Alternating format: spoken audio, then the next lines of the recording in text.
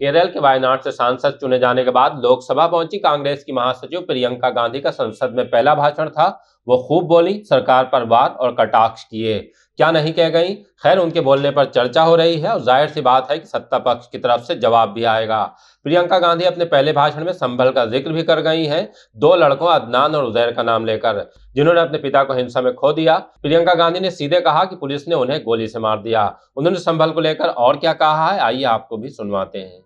संभल के कुछ लोग आए थे हमसे मिलने, जो मृतकों के परिवार के सदस्य थे। उसमें दो बच्चे थे, अदनान और उजैर। आप सुनिए। उसमें दो बच्चे थे, अदनान और उजैर। एक बच्चा मेरे बच्चे की उम्र का है, दूसरा उससे छोटा 17 साल का है। दर्जी के बेटे थे। दर्जी का एक ही सपना था कि वो अपने बेटों को पढ़ाएगा लिखाएगा, एक बेटा डॉक्टर बनेगा, एक बेटा भी सफल होगा दूसरा बेटा भी अपने जीवन में सफल होगा। उनके पिताजी हर रोज उनको स्कूल छोड़ते थे। उस दिन भी स्कूल छोड़ने के बाद अपनी दुकान में चले गए। उन्हें पता नहीं था कि विवाद हो रहा है। उन्होंने भीड़ देखी, घर आने की कोशिश की तो पुलिस ने गोली से मार डाला। वो 17 साल का बच्चा अदनान मुझसे कहता है,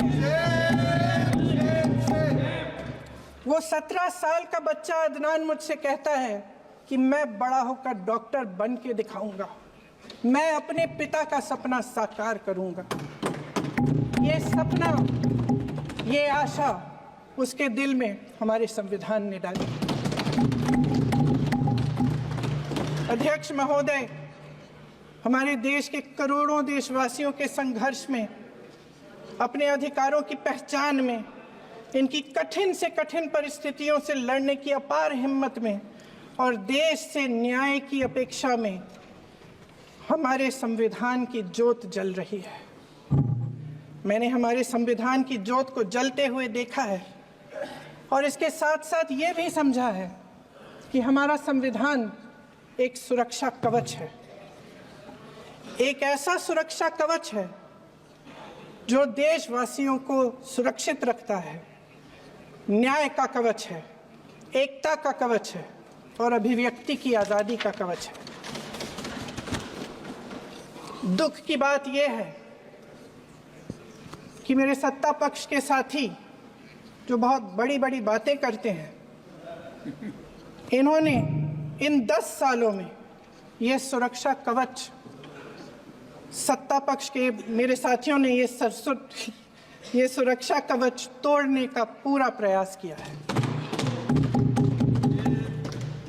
संविधान में सामाजिक, आर्थिक और राजनीतिक न्याय का वादा है। ये वादा एक सुरक्षा कवच है जिसको तोड़ने का काम शुरू हो चुका है। लैटरल एंट्री और निजीकरण के जरिए ये सरकार आरक्षण को कमजोर करने का काम कर रही है।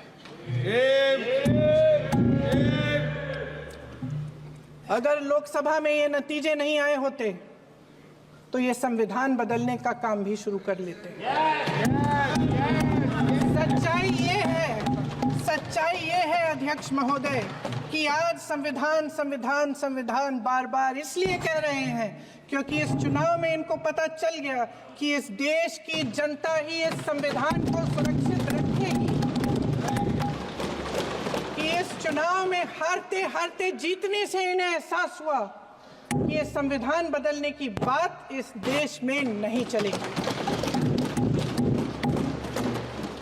आज जनता की मांग है कि जाति जनगणना हो। सत्ता पक्ष के मेरे साथी ने इसका जिक्र किया। ये जिक्र भी आज इसलिए हो रहा है क्योंकि चुनाव में ये नतीजे आए। ये जाति जनगणना इसलिए जरूरी है ताकि हमें पता चले कि किसकी क्या स्थिति है और नीतियां उस हिसाब से बने। इनकी गंभीरता का प्रमाण ये है कि जब चुनाव में पूरे विपक्ष ने जोरदार आवाज उठाई कि ये जाति जनगणना होनी चाहिए, तो इनका जवाब देखिए।